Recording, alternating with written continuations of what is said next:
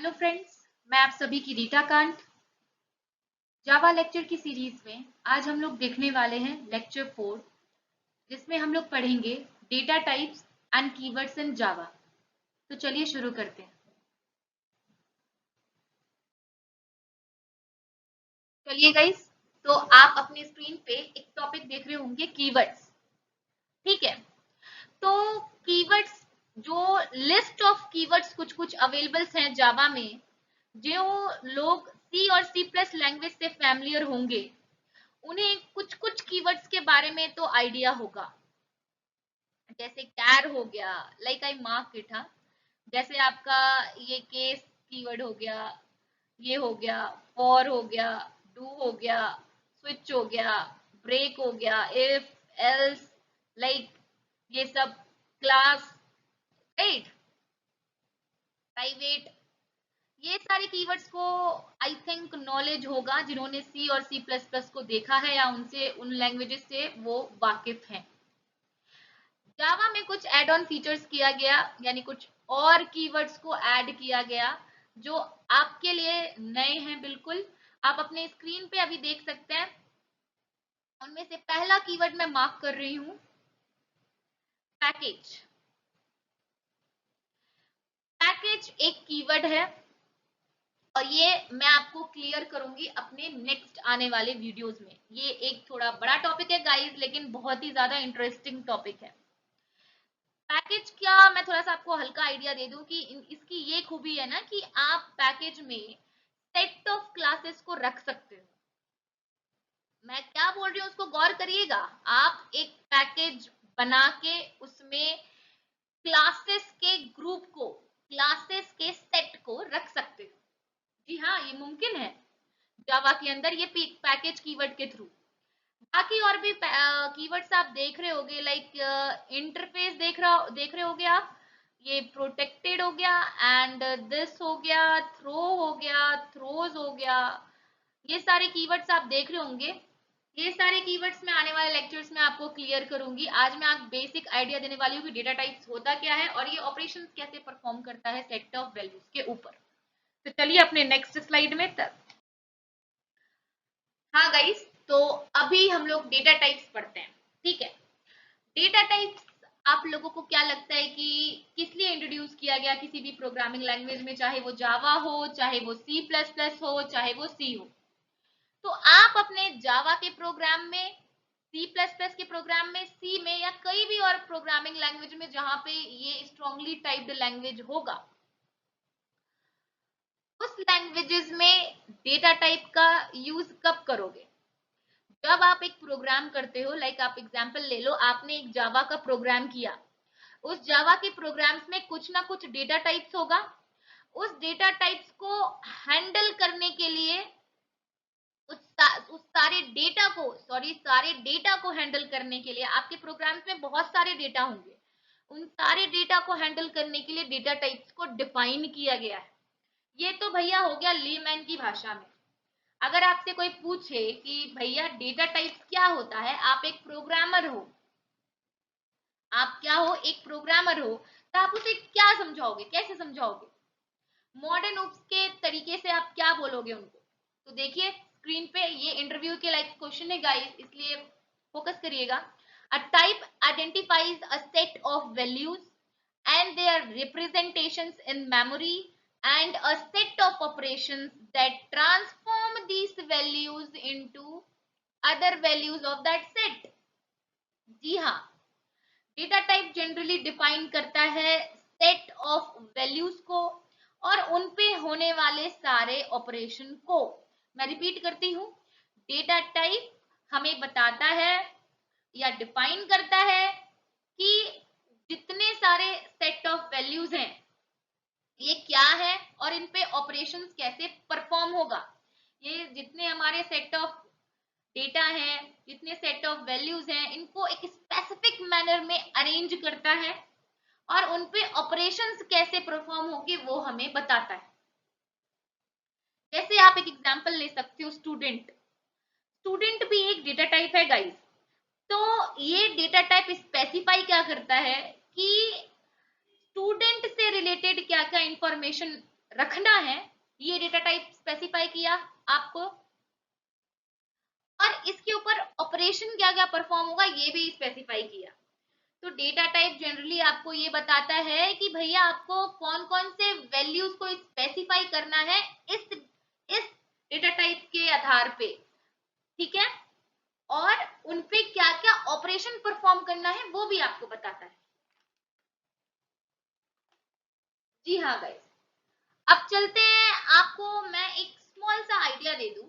मैंने यहाँ पे ना एक लिखा है, मैंने आपको भी जस्ट बोला स्ट्रॉन्गली टाइप्ड लैंग्वेज में डेटा टाइप्स का यूज होता है। आपको सवाल आ रहा होगा जो अभी पढ़ रहे हो, ठीक है, जिन्होंने अभी नया नया ही प्रोग्रामिंग लैंग्वेज स्टार्ट किया है, बिल्कुल ही बिगनर्स है, सी और सी प्लस से भी वाकिफ नहीं है, कि मैम ये स्ट्रॉन्गली टाइप्ड लैंग्वेज क्या होता है।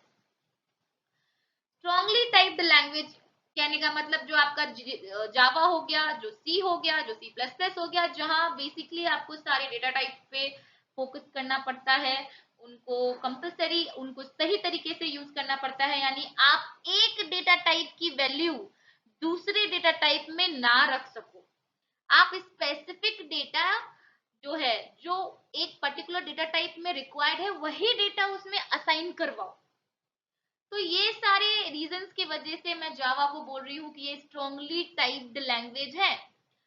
जैसा कि बात की जाए कोई और लैंग्वेजेस भी होते हैं, जैसे पीएचपी हो गया, जावा स्क्रिप्ट हो गया, तो इन सब में आप देख रहे होंगे कि यहाँ पे डेटा टाइप्स हम लोग नहीं देखते।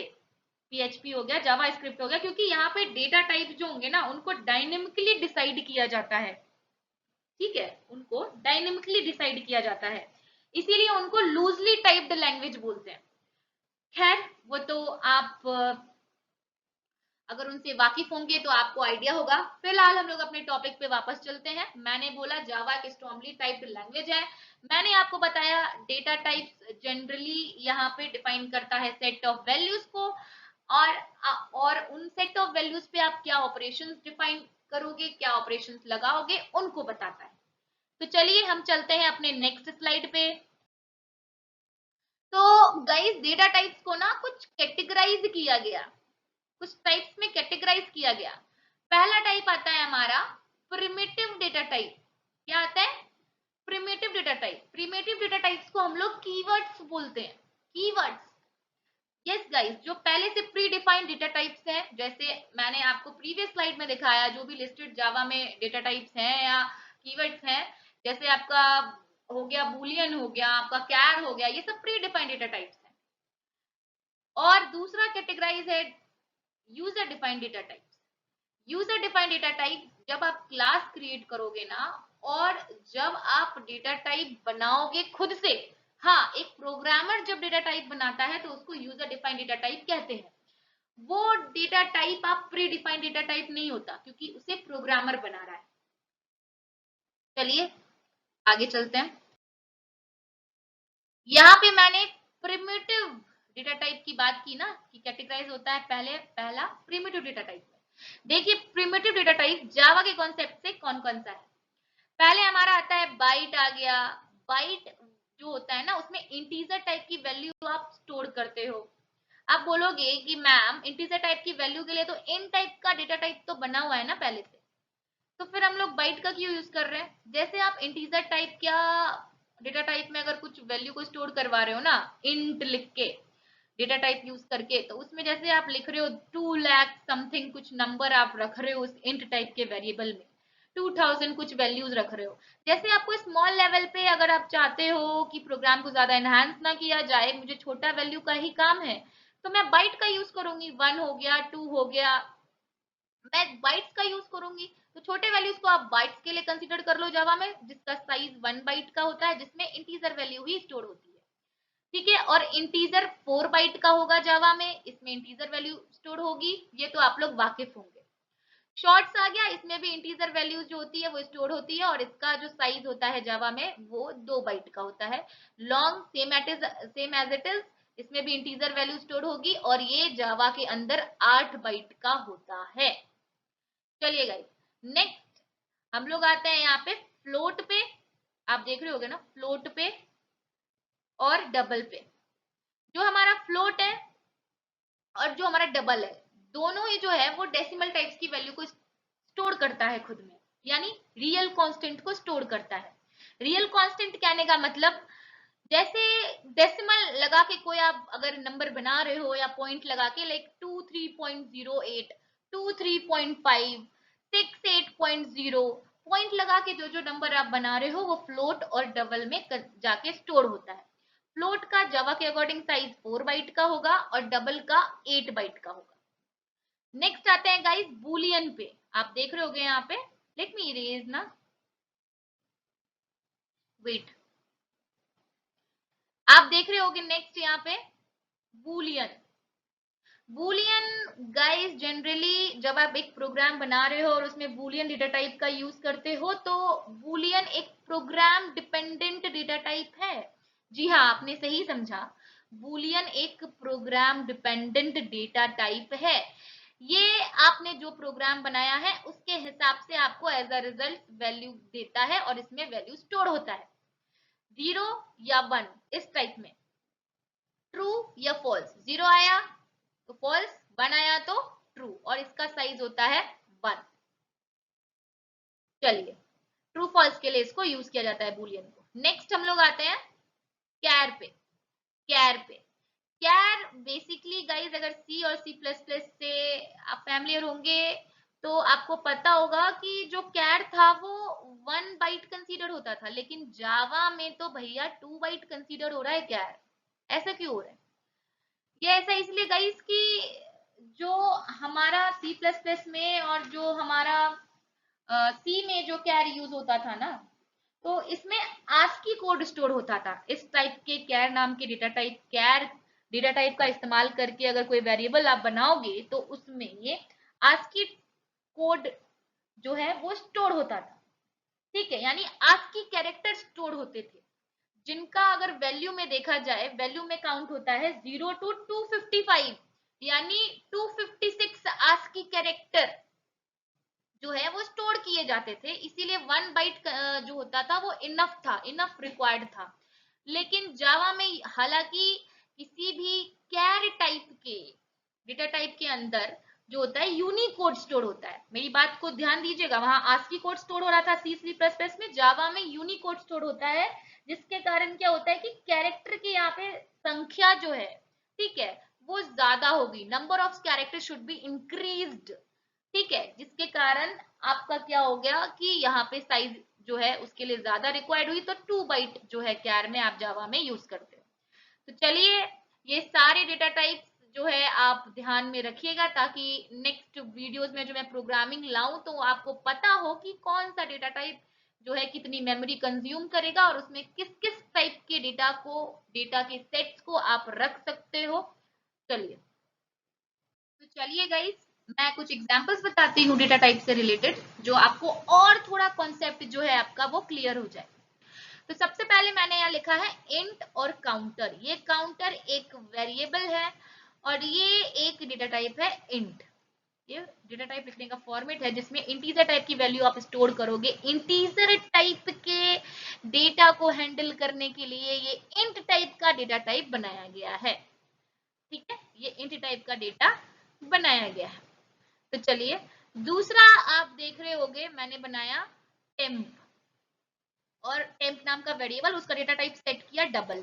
डबल और फ्लोट की बात करें तो मैंने आपको जस्ट प्रीवियस स्लाइड में बताया है कि फ्लोट और डबल में कांस्टेंट, रियल कांस्टेंट वैल्यू आप रखते हो, यानी रियल वैल्यूज को हैंडल करने के लिए या डेटा को हैंडल करने के लिए आप डबल डेटा टाइप का यूज करते हो और उनकी मदद से वेरिएबल बनाते हो, जैसा कि आप स्क्रीन पे देख रहे हो मैंने बनाया है टेम्प। ओके गाइस, दूसरा, तीसरा आप देख रहे हो स्ट्रिंग और नेम। अरे अरे भाई, ये कॉन्सेप्ट तो नया आ गया जावा में। स्ट्रिंग टाइप का डेटा टाइप तो कभी यूज नहीं किया था सी और सी प्लस प्लस में, यानी उसके कॉन्सेप्ट में। यहाँ पे ये कॉन्सेप्ट आपके लिए थोड़ा सा अलग होगा गाइज। ये स्ट्रिंग जो है वो एक प्री डिफाइंड डेटा टाइप नहीं है। स्ट्रिंग जो है जनरली एक क्लास है। आपके जावा के स्टैंडर्ड लाइब्रेरीज में स्ट्रिंग एक प्री डिफाइंड क्लास है, ठीक है, लेकिन इस क्लास आप उसको डेटा टाइप की तरह ही कंसीडर करो फिलहाल के लिए। यहाँ एज अ बेसिक मैं आपको बता रही हूँ डेटा टाइप्स क्या होता है, तो मैं आपको नेक्स्ट वीडियोस में इसको क्लियर करूंगी। स्ट्रिंग आपका इस जावा के स्टैंडर्ड लाइब्रेरीज में एक प्री डिफाइंड क्लास है और मैंने इसकी मदद से एक नेम नाम का वेरिएबल बनाया। आप इनमें स्ट्रिंग टाइप की वैल्यू को हैंडल कर सकते हो और स्टोर करवा सकते हो, हैंडल कर सकते हो और स्टोर करवा सकते हो। चलिए गाइस, दूसरा आप देख रहे होगे मैंने यहाँ पे एरे दिखने टाइप का दो वेरिएबल बनाया है। ये एरे नहीं है, मैं पहले आपको बता दूं, ये एरे नहीं है। Wait, let me erase it ना, प्रीवियस वन आपको क्लियर होगा और स्क्रीन। वेट वेट, देखो ये जो है ना, ये जो इंट है ना और ये कैर है ना, ये आप देख रहे हो कि आपको एरे की तरह यहाँ पे मार्क्ड होगा स्क्वायर ब्रैकेट है ना, लेकिन ये एरे नहीं है गाइस। ये दो वेरिएबल्स मैंने बनाए हैं एरे को हैंडल करने के लिए। हाँ, आपने सही समझा, ये दोनों वेरिएबल्स मैंने बनाए हैं आपको एरे को हैंडल करने के लिए। ये एरे नहीं है। एज जो है, एज नाम का वेरिएबल या लेटर नाम का वेरिएबल बना के मैंने ये जो है सिंबल डाला है एरे का। ये आप फॉर्मेट याद रखना कि ये जो पर्टिकुलर सिंबल है ना, वो आप वेरिएबल के आगे, जैसा कि यहाँ पे देख रहे हो आप लेटर में दिखा, और या तो वेरिएबल एज वेरिएबल के पीछे ऐसे भी लगा सकते हो। ये वेरिएबल्स एरे को हैंडल करते हैं गाइस, यानी एज और लेटर नाम का जो वेरिएबल बनाया है मैंने, आप देख रहे हो स्क्रीन पे, एज और लेटर नाम का जो वेरिएबल बनाया है मैंने, ये एरे को हैंडल करने के लिए बनाया है, यानी ये एक एरे को कर रहे हैं पॉइंट। ये एरे नहीं है, ये वैसे वेरिएबल्स हैं जो एरे को पॉइंट कर रहे हैं। तो आपको कुछ आइडिया मेरे हिसाब से लग गया होगा गाइस। तो सबसे पहले मैंने आपको बताया कि इंटीजर टाइप का, इंटीजर डेटा को हैंडल करने के लिए मैंने इन टाइप का डेटा टाइप इस्तेमाल किया है। रियल कांस्टेंट वैल्यू को स्टोर करने के लिए कैसे मैंने डबल का यूज किया। आपको एक नया कॉन्सेप्ट आया जो मैं आपको नेक्स्ट वीडियोस में, आने वाले वीडियोस में क्लियर करूंगी। अभी फिलहाल के लिए आप जान लो कि स्ट्रिंग टाइप का आपने एक वेरिएबल बनाया जिसमें आप स्ट्रिंग टाइप की वैल्यू जो है वो स्टोर करवा सकते हो। फिर मैंने बनाया कि आप एरे को कैसे हैंडल करोगे, उसके लिए आप वेरिएबल कैसे बनाओगे। ये थोड़ा नया कॉन्सेप्ट है गाइस, ये आपको थोड़ा सा क्लियर करने के लिए मैंने एक टॉपिक बनाया हुआ है ऑलरेडी एरेस के ऊपर, वो मैं जल्दी यहाँ पे पोस्ट करने वाली हूँ वीडियोस। तो आपको उनमें सारे डाउट जो है वो क्लियर हो जाएंगे कि हाँ भैया ये वेरिएबल्स एरे को कैसे हैंडल कर रहे हैं, ये वेरिएबल्स एरे को कैसे कर रहे हैं पॉइंट। चलिए नेक्स्ट वीडियो पे, नेक्स्ट लेक्चर स्लाइड्स पे चलते हैं। तो guys, integer constant consist of a sequence of a digits. मैंने आपको बताया इंटीजर वैल्यू, इंटीजर कांस्टेंट में, इंटीजर डेटा टाइप में आप इंटीजर टाइप की वैल्यू या डेटा को स्टोर करवा सकते हो। दूसरा गाइस, एक और इंटीजर होता है लॉन्ग टाइप इंटीजर, ठीक है, लॉन्ग इंटीजर टाइप। ये लॉन्ग इंटीजर टाइप में ना आप क्या कर सकते हो, लॉन्ग इंटीजर टाइप में अगर आप जैसे लिख रहे हो 32 और लास्ट में अगर आपने सफिक्स में, यानी डिजिट्स के लास्ट में स्मॉल एल या कैपिटल एल लगा दिया, जैसे कि मैंने, आप देख रहे हो स्क्रीन पे मैं अंडरलाइन कर रही हूँ रेड मार्क से, आपने अगर डिजिट के लास्ट में स्मॉल एल और कैपिटल एल लगा दिया तो ये long integer type value consider किया जाता है। और अगर आपने कोई सफिक्स नहीं लगाया, यानी डिजिट के लास्ट में कुछ नहीं लिखा, जैसे आप लिखने दिया सिंपल 32, तो ये आपको इंटीजर में काउंट होगा। ठीक है, मैंने आपको लॉन्ग का कॉन्सेप्ट बता चुका है, आप कंफ्यूज मत हो ना। मैंने जस्ट आपको बताया ना कि लॉन्ग, इंट, ये सारे डेटा टाइप्स कितने मेमोरीज कंज्यूम करते हैं। आप मेरे पिछले स्लाइड्स को जरूर कंसीडर करना वीडियो को रिमाइंड करके। तो चलिए, और आप देख सकते हो यहाँ पे, जैसे आप कोई नंबर लिख रहे हो लाइक 127, तो ये एक डेसिमल नंबर कंसीडर होगा। ठीक है, ये एक डेसिमल नंबर कंसीडर होगा जिसका बेस 10 होगा। अगर आप किसी नंबर के आगे, अगर आप किसी नंबर के आगे 0x लिख रहे हो तो उस नंबर को आप कंसीडर करोगे हेक्साडेसिमल। यस गाइस, उस नंबर को आप कंसीडर करोगे हेक्साडेसिमल। अगर, तो यहाँ पे नंबर क्या हुआ 7f, और ये OX जो हुआ वो एक सिंबल हुआ, एक फॉर्मेट हुआ हेक्साडेसिमल लिखने का, कि पता चल रहा है कि ये पूरा नंबर जो है मेरा वो क्या है, हेक्साडेसिमल नंबर है। तो आप किसी नंबर के आगे OX लगाओगे तो वो हेक्साडेसिमल होगा। अगर किसी नंबर के आगे आपने 0 लिख दिया, ठीक है, अगर किसी नंबर के आगे आपने 0 लिख दिया तो वो नंबर बन जाता है ऑक्टल। ऑक्टल नंबर कंसीडर होता है। तो यहाँ पे ये 0177 जो आप देख रहे हो अपने स्क्रीन पे, ये 177 यानी 177 ही एक डिजिट है। जीरो ये रिप्रेजेंट कर रहा है कि ये ऑक्टल नंबर है और इसका बेस जो है वो 8 है। बाकी अगर आपको किसी नंबर के आगे अगर आप जीरो भी लिख देते हो, किसी नंबर के आगे आप जीरो भी लिख देते हो, तो ये आपको कंसीडर होता है बाइनरी। ठीक है, ये नंबर आपको कंसीडर हो जाएगा बाइनरी। तो आप देख लेना कि प्रीफिक्स में आप क्या क्या, मैंने आपको अभी जस्ट बताया, 0x लगाओगे किसी नंबर के प्रीफिक्स में तो वो नंबर आपका हेक्साडेसिमल काउंट होगा। और किसी डेसिमल के आगे अगर आप किसी नंबर के आगे अगर आप 0x लगाओगे तो वो हेक्साडेसिमल काउंट होगा, जिसका बेस 16 होगा। अगर आप नंबर ऐसे ही छोड़ देते हो 127, तो आपका जो डेसिमल होगा, डेसिमल में काउंट होगा वो नंबर, जिसका बेस 10 होगा। किसी नंबर के आगे 0 लगाओगे तो वो ऑक्टल में कंसीडर होगा, जिसका बेस 8 होगा। और लास्टली किसी नंबर के आगे अगर आप 0 भी लगाओगे तो ये नंबर कंसीडर होगा बाइनरी में और इसका बेस हो जाएगा आपका 2। तो चलिए गाइस, मुझे आशा है कि आपको डेटा टाइप्स का नॉलेज, बेसिक नॉलेज तो इस वीडियो लेक्चर से आपको क्लियर हो गया होगा। आगे के और वीडियोस देखने के लिए आप मेरे चैनल को लाइक शेयर एंड सब्सक्राइब करें। और आपको मैंने अभी तक जितने वीडियोस मैंने अपलोड किए, लेक्चर्स अपलोड किए, उनमें से अगर कोई भी डाउट हो तो आप मुझे कमेंट करें, मैं सॉल्व करने की पूरी कोशिश करूंगी।